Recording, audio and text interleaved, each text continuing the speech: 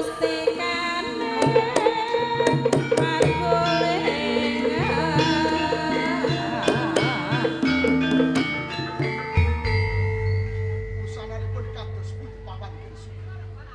Wijaya tadah kok ing kathah ing sakmangke Laskar Singosari Prakasat rompal kapapral kaprawos pindhane remuk rempuh dadi remuk kula kasurane ngudul leres Raden Wijaya boten gerang-gerang anggen kula mbudaya kula kepiyakaken sedaya Laskar Singosari nyatanipun gagar-gagar antuk karya menawi pamanipun Suralan Kakang Nam pinangka tinding sisa Laskar ing Singosari nanging tan antuk kanthi menawi gaten kula piyambakaken badhe tanggep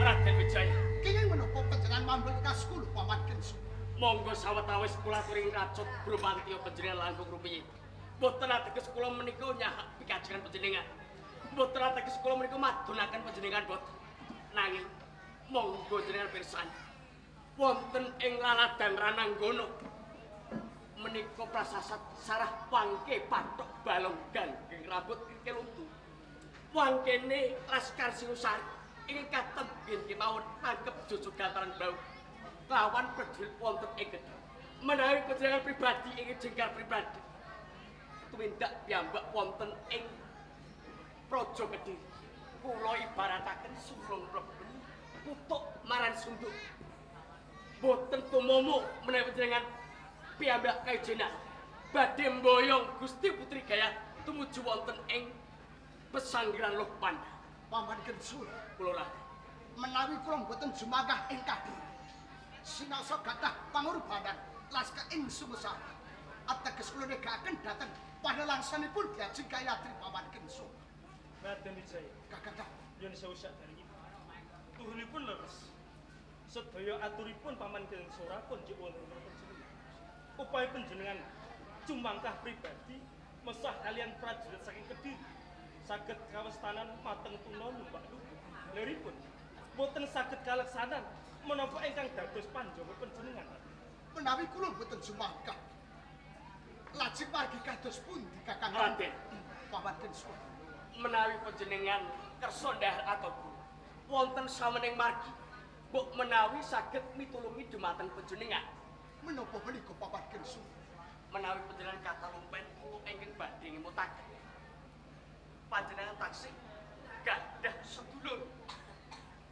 ingkang ing sakmangke dados senopati wonten ing Praja Kediri boten wonten sanes Rangga Janur ingkang cumandhak wonten ing Gunung Kipas monggo kula aturi panjenengan jengkar tumapak wonten ing Gunung Kipas nyuwun sabiyantu Rangga Janur leres Raden Wijaya kula sarujuk sanget menapa ingkang dados panggrigenipun paman Kensora Jalaran menapa wedal menika ingkang kaparak kalian Sinun Prabu Jayakatwang mboten sanes inggih punika kadang sepuh panjenengan upami panjenengan sowan ngarespoten wonten ngersanipun Rangga Janur kula kinten Rangga Janur mangkenipun saged ngraosaken sepinten penalangsanipun manah panjenengan kakang nang paman Kensu Raden Wijaya jumeblong jroning batos kula awit saking panggrigen panjenengan inggih paman Kensu kakang nam nanging saderengipun kula jumangkah ing Kediri tumapak Gunung Kipas pinanggih lan kakang Rangga Janur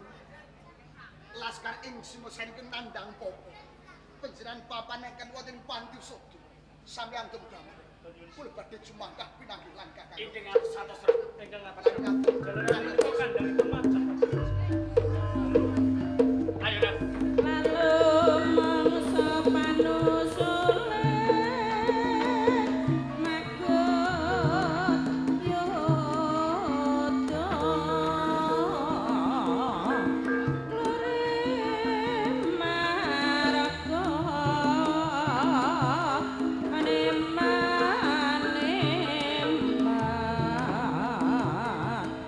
Glory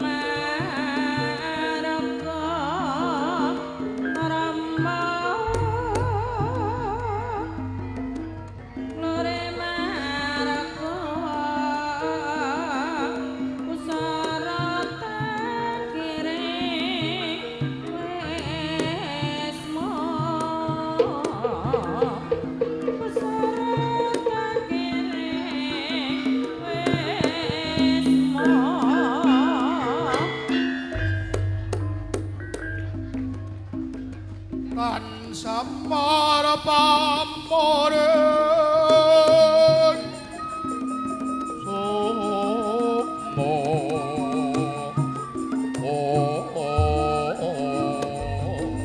sayo rukun sinukmo ya wina yuena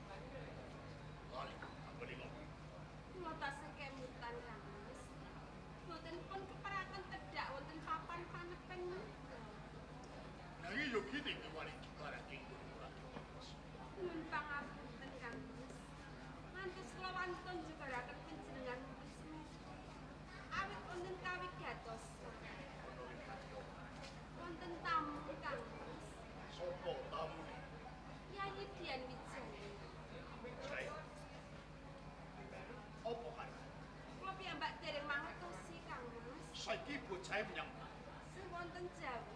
coba dilarang.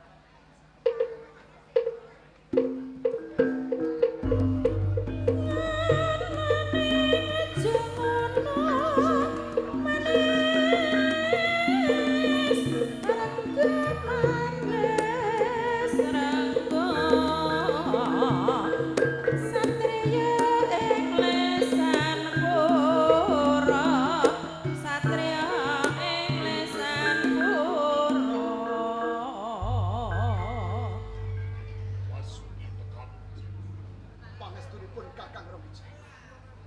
Kalis ing sakara-kara mboten nemahi aral setunggal. Namung kula mboten kasupen ngaturaken sembah sungkem karya bekti kula mugi kunjuk. Tampa bali pangestu sanget ing pamundi mugi lewah norah daging kayuanan. Sembah pangabekti kula mugi kunjuk. Tak tampa ya. Mung panestune kanggo wae ditampani ya Yayi. Lan injih sanget ing pamundi mugi dadosaken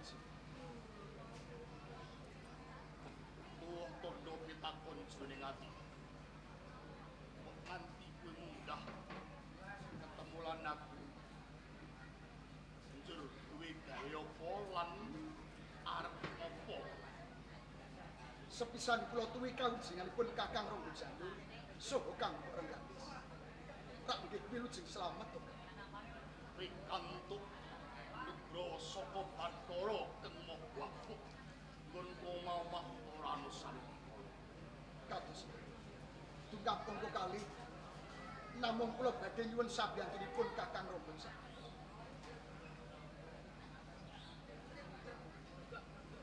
Gawean apa sing tak kandhani? Mangsulaken garwa kula diajeng kaya.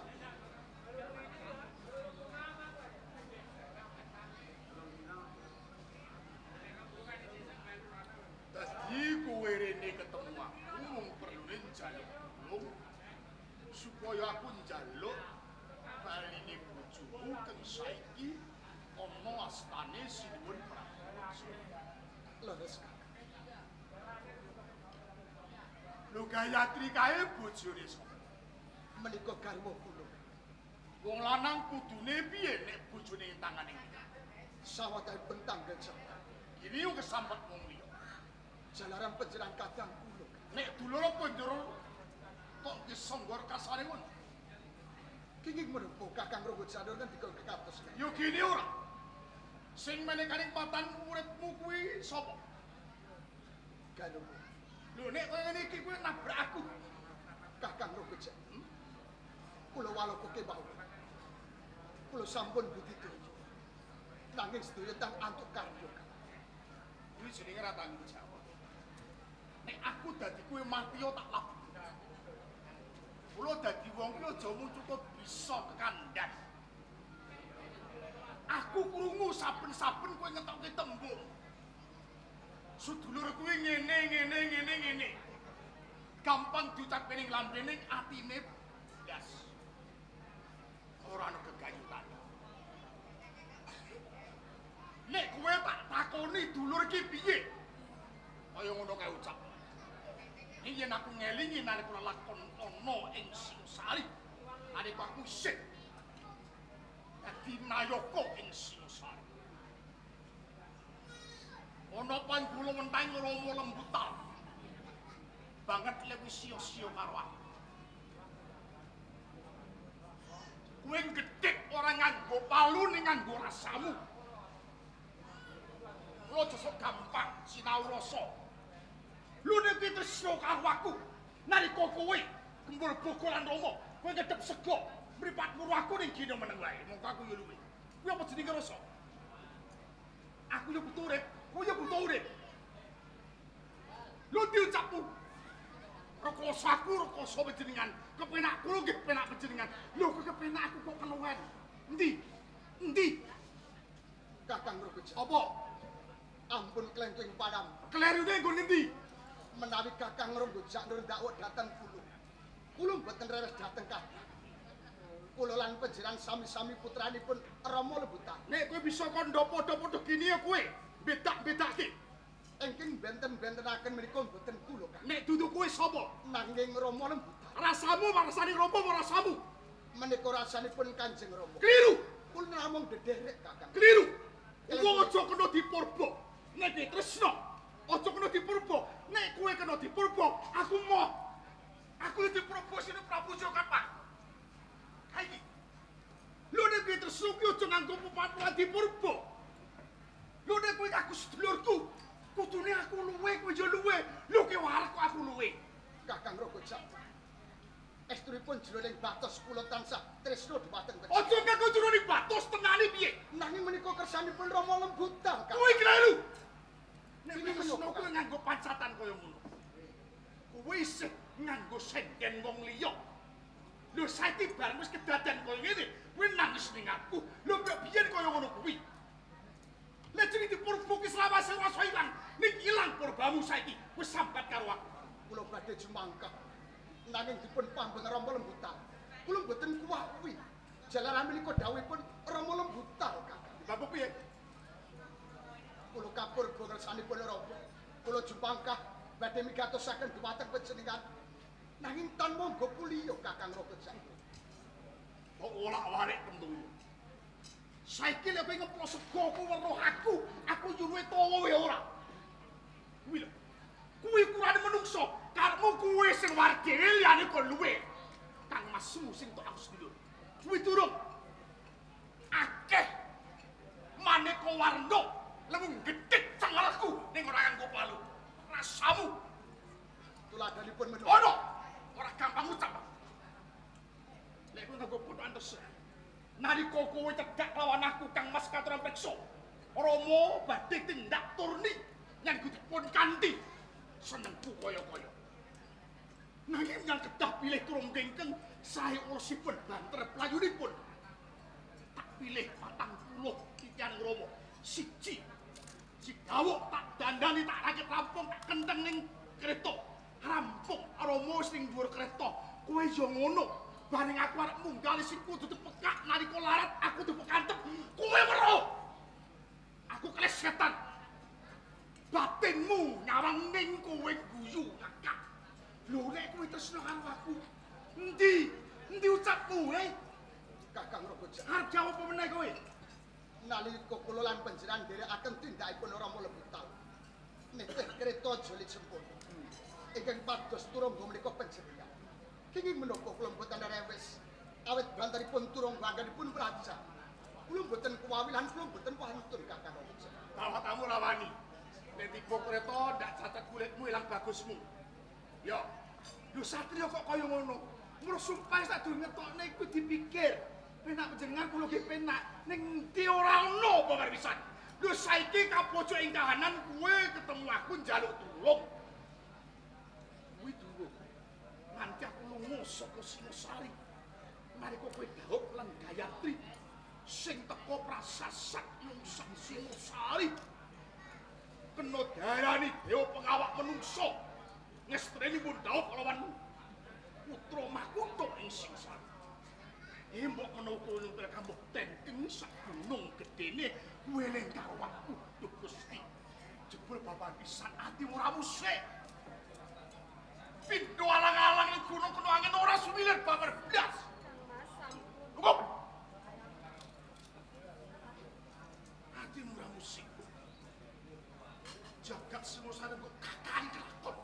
Ning kowe karo aku sing jaret kok tresnani babar pisan kowe ra eling. Sawise kowe dadi mantune istri ketane karep aku ndingku kepergo aku kemingko.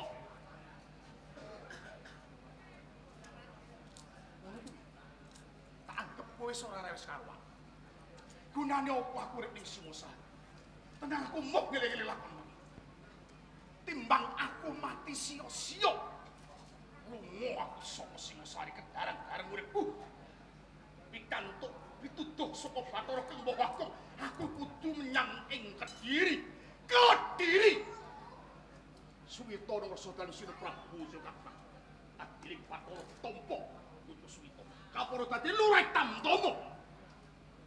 Ora suwe aku tinimbalan ning alun-alun Kediri. Dikebaki para Tamtama gaeng perwira. Aku dhewe sudah pinapa senopati perang. Merga Sinu Prabu duwe gagasan arep kepok perang ing Singosari. Aku senopati. Dadi bubur Singosari lan bubure maratuwamu iki aku sing jalari. Nganti putrimu ya garwamu dadi putri boyongan. Aku weruh. Mergo aku sing ngadani perang Kediri lan Singosari. Lho saiki bareng kowe kelangan bojo, lagi eling lawan aku mbok piye? Mbok piye lagi kowe seneng-senenge karo bojo? Tawa kok tau nyawang bae ora. Kakang Raja. menawi panjenengan kelampan gesang mukti wibowo ing Kediri. Kula nderek bingah kula remen sanget. Nanging ampun dinawa sinaosa kula sampun anggarwa diajeng Gayatri dados putra mantunipun Rama Prabu Sri Kertanegara. Kula ngewakaken dhumateng panjenengan. Saestu mboten Kakang Raja. Lho nek ngewake kelangan sedulur kok digoleki ora. Kowe utusan prajurit sudah mesti iso. Tulung nggih Junit golek ana kakangku. Tulung golek ana Kang Masku ora. Sampun tresno. Sampun ngendi? Kula sampun nyebar prajurit telik sandutayane munsah. Nanging dening wonten atur. Ingkang gumathok panjenengan wonten pundi? Jebul kabar kula tampi. Sampun mukti ing Kediri. Aku jenenge Pupur Samsing Benjur. Saiki kowe teko rene njaluk tulung aku supaya aku njaluk bojomu saiki ana astane Sri Prabu. nganggo nalar. Nganggo naraken menika. Kula nganggil nalar kejam. Kae Ratu Gustiku. Nek aku njaluk bojomu, iki mesti adu karosak. Sing tak nggo bondo wani apa? Kaping pindho. Nek lakon ana tetembungan tekek musuh boyo. Tekek aku boyone kono. Seneng aku duntal boyo. Mboten Kakang. Mboten kados ngaten Kakang. Sing golek dalane ngrekasake. Menawi kelampan panjenengan bebantulan kula mangsulaken diaji kaya. Kapeksa benajeng lan paman Prabu Jayakatwang nanging nemai pralon. Kula janji. Kula badhe bebantulan panjenengan. Wong iki dibukure dhewe rawani kok. Arep padepan kelawan Sina Prabu Jayakatwang. Lho nek wani kok kono diparani dhewe. Kula namung badan saja. Kula boten kuat. Njaluk tulungan. Tak baleni. Kae Gustiku Ratu Gustiku sing paling kekocak. Paring matane urip lawan aku. Nek aku kelakon apa ana kawula wani karo ratu, ki padha wae nyengkake uripku. Mulai ngene Wijaya. Tak wangsuli. Tenane aku mesak. Bisa ngrasake yen aku kelangan bojo. Kok ngono kaya dene kuwi. Ning sambung kawan tata negara. Sambung kawan kawula lan Narendra. Tak tepati sumpahku ora bakal wani kelawan aku. Nek kowe isih tresno karo bojomu. Tidak putih.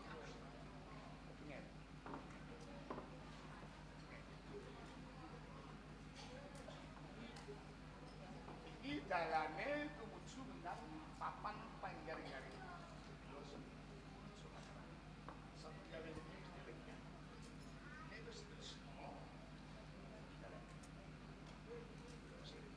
Namun panjenengan ingkang kula sumriku. Tertentu badhe warga bebantulan kula. Kakang Robojat. Sakit Kakang Robojat. Tenan aku ora mentolo. Wis sadulurku. Sebab iki kowe.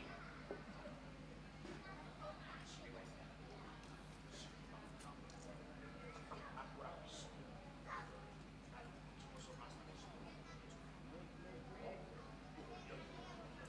Saiki yo mengko dikas iki prajurit padha rene metu ki wancine blakir mengko yen kowe ora prajurit kiri ndak kakak. Kula boten badhe wangsul. Menawi Kakang Ranggajana dereng janji lan kula mangsulaken diaji kaya. Bisa meneh Wijaya. Kowe gak sumingkir sapa paman. Aku semelang yen mengko kowe dibegakak dening prajurit Kediri. Mbah sesuk mbah kapan yen aku wis lilih. Mbah nganggo caraku bisa balik ke bojomu. Ya? Boten. Kula boten badhe. Bandel kuwi.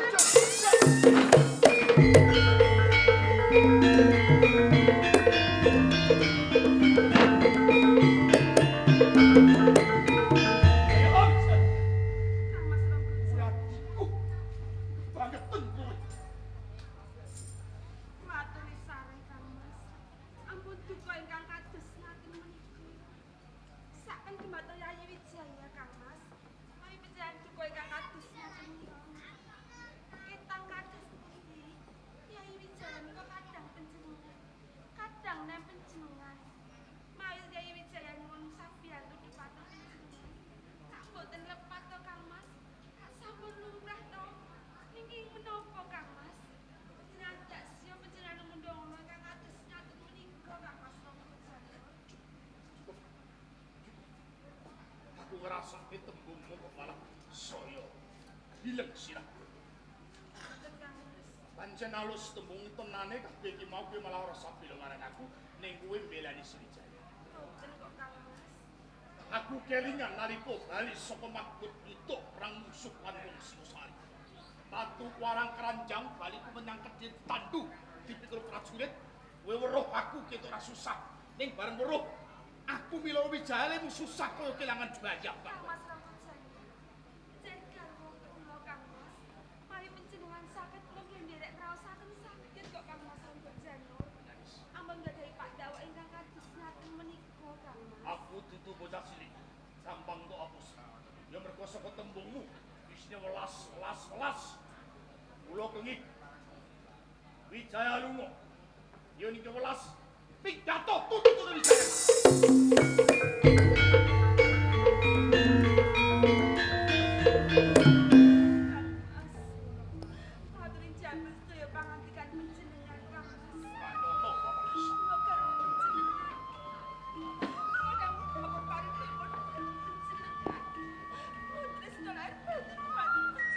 Kowe aja ngerepo aku. Wis lunga. Tak patekke iki.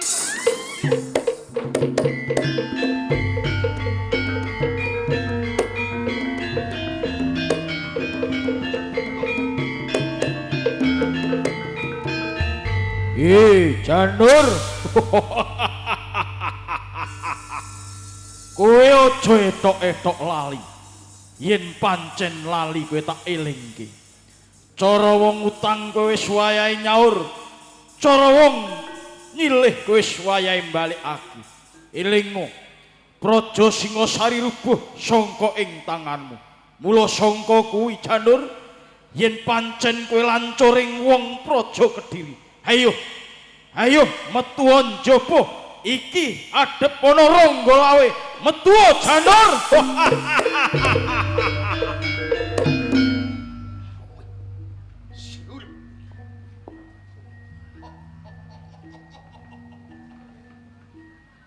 Kowe sesumbar nyebut jenengku. Padha wae kowe dolanan sing Bathara Kala. Lawe. Aja minggat kelakon tak gak-gak kowe.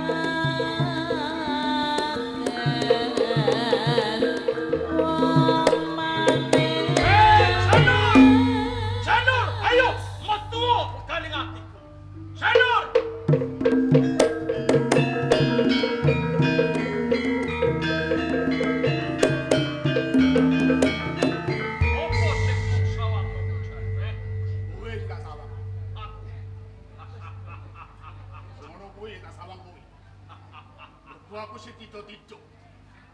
Masa wong sing ngire-ngire wong aku lang aku jeneng Lawe jebul, kowe rong Lawe tenan. Pancen ora kleru. Isih urip kowe. Ya kene ora Bathara kang Maha Agung isih paring kalodhangan marang aku yen aku dina iki bisa ketemu lan kowe. Nanging sumbarmu kowe kaya-kaya idam. Kowe kepengin adu arep lawan Rangga Janur. Pancen wis tak pikir. Ya kene ora. Kabeh wis tak tekati Janur. Oh, Piye? tenane aku ngerti lan bisa ngrasake. Tembungmu ki mau tak umpamake wong. Mergo ruang wis padha gugur. Klebu Ratu Gustimu Sri Kertanegara. Ki upama kowe iki kewan gegremetan ora duwe leng, ibri-ibran ora duwe pensiunan. Ya, aku ngerti mula kene. Timbang uripku kelambrangan. Awit becik ayo melu aku. Pacak Suwito ana ngerso dalem sinuwun ora bujaya Kakang nyambut gawe bareng lawan. aku nelakake guming panuwun Janur. Dening kowe sih welas marangan. Nanging ngerti yo Janur. Sumpahing prajurit aku wis jumpah. Najan to Praja Singasari saiki blubuk rata kaya dening lemah. Nanging santining atiku aku ora bakal urip ana ing Praja Kediri saya-saya nyembah lamaaning Jayakati. Ayah, jenengmu makantar-kantar jebul sumpah lan angling prasapamu ora kena diokak-okak ya kuwi jenenge prajurit sejati ning iman. Imane kowe ora bakal jumbuh marang mecahmu, tetepe kowe bakal kelambrangan. Ning yen tak ikuke kowe ora gelem, iki bumi Kediri. Sapa sing idak bumi Kediri kudu tanggung jawab marang urip. Yen kaya ngono ditemtokke Rangga Lawe apa Janur sae. Iki kowe. Waduh.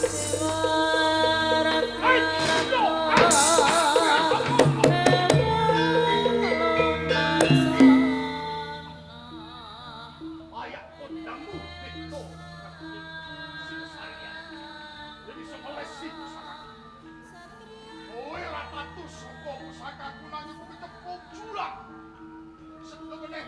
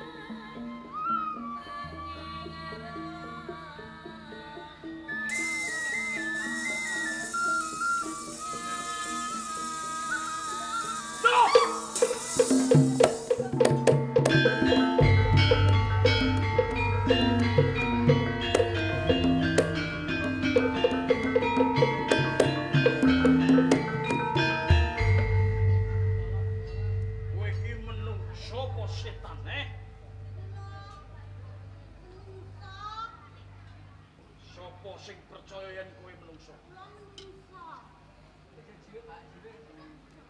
Loh. Tenang. Nek ngono sing tetulung lawan aku mau kowe. Cik.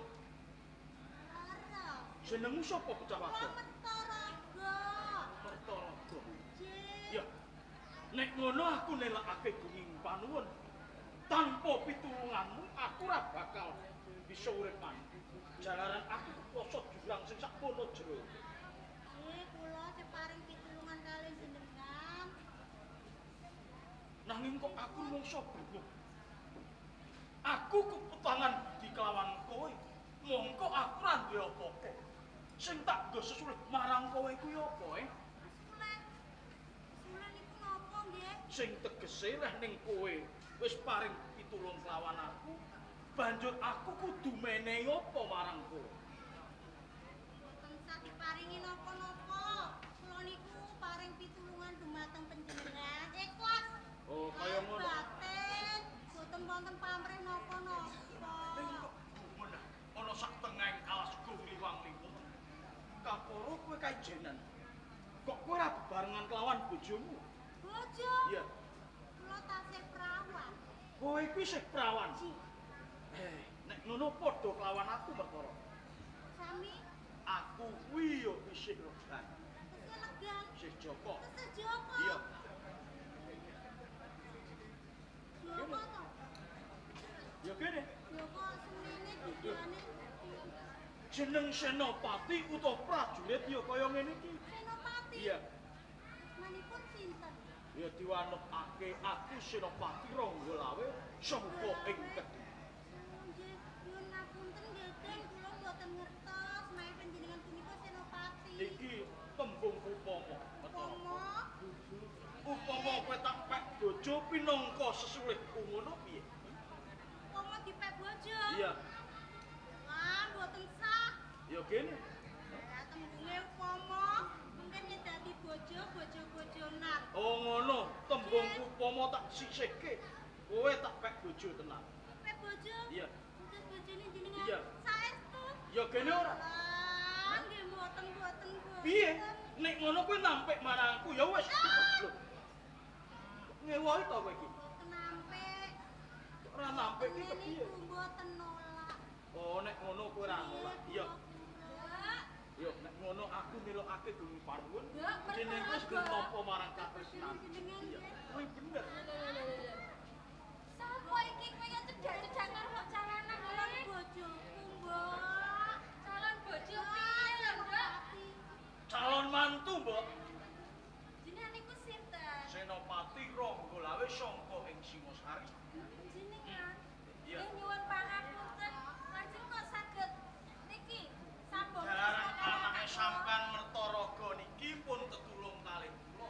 Ngepasi kula nembe kemawon peperangan musuh kula Rangga Janur satemah kula keplosot jurang sing sakmono. Heeh, Mbak. Oh, kanthi bojone pengayahan. Kowe iki to.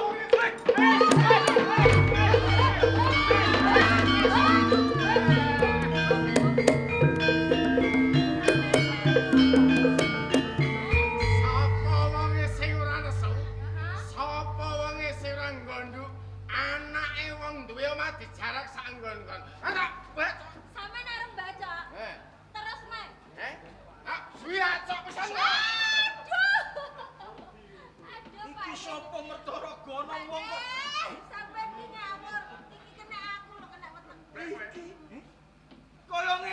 bapakmu.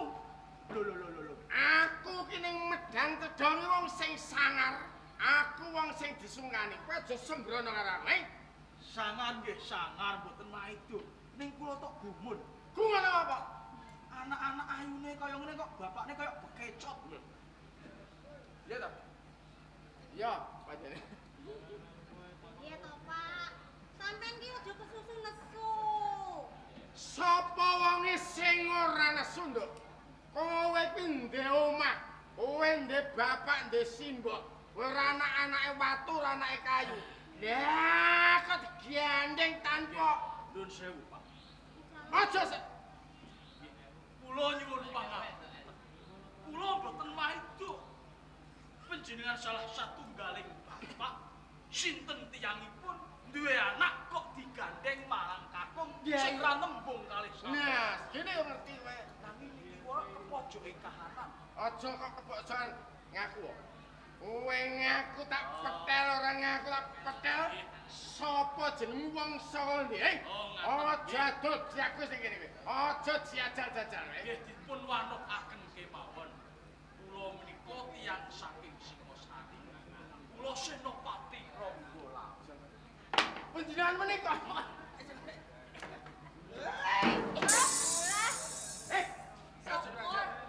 Iki Gusti Sonopati. Sonopati apa? Sonopati sono ki asu lho. Sono ki asu lho. Nek ngono kuwi ngarani aku asu. Mboten. Sing Sonopati kan Panjenengan mak iki gadah pangkat niku. kuwi ora Sonopati ning Senopati. Wah. Di luar biasa. Loh, apa kok tembung di luar biasa? Di luar biasa. Tegese. Luar biasa. Ngeten lho, Pak. Niki wau anake sampean si Mertaraga niku pun tetulung kalih. Nggih. Lah ning kula niku pun keputangan budikan anake sampean kula pek bojo dalah kok kersa. Iya. Iya pripun to sampean niku? Anak kok niku mung kaya ngoten niku. Nggih. Ajeng tekan kersakaken Nggih. bojo. Wah. Napa gak mboten getun nge? Kula niku mboten enten barang getun jalaran sedaya kula ingkang ngajeng. Nanging mboten sakmenika lho, Pak. Lah lajeng mboten Jalaran wedal sakmenika kula tasih ngembun jejiban. nggih. Kula anggadhahi mengsah ingkang nami Rangga Janur. Yen mangke kula sampun saged mangsulaken kajayan ing Singosari, kula saged mirat sukertaning negara kaya dening Rangga Janur. Kula badhe nembung kalih sampean nglamar anak sampean. Nggih, Dimas. Oleh kula sampun kesupen benjing menawi kepanggih wong wadon liya sampun ngantos kepencut. Eling kali anak kula. Nggih, kula janji. Anak kula le labuh niku pun gedhe tenan. Nggih, kula ngertos. Kula saking menika, Pak. Nggih. Pedal sakmenika kula tak nyuwun pamit. Kula nyuwun donganipun supados kula saged mimpang kalian Rangga Janur. Mugi saged kasedayan. Taraga, aku njaluk pamujikmu supaya kasempatan